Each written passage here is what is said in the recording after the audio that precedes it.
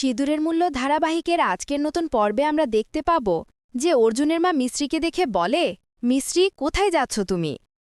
এই কথা শুনে মিশ্রি অর্জুনের মাকে বলে, আপনার ভুল ধারণা, আমি মিশ্রি না, আমি টিনা।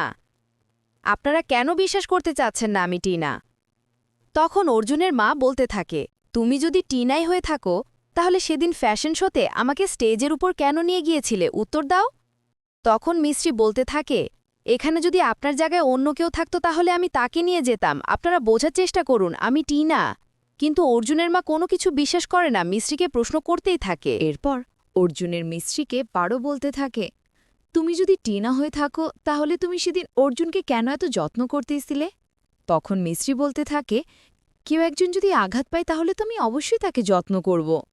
এরপর অর্জুনের মা ইচ্ছে করে পড়ে যেতে লাগে। তখন মিশ্রি অর্জুনের মাকে ধরে। এটি দেখে অর্জুনের মা অনেক খুশি হয়ে যায় এবং বলতে থাকে, আমি জানি তুমি মিশ্রি, আমি তো ভেবেছিলাম আমি আমার মেয়েটাকে হারিয়ে ফেলেছি। এটি দেখতে পাবো সিঁদুরের মূল্য ধারাবাহিকের নতুন পর্বে।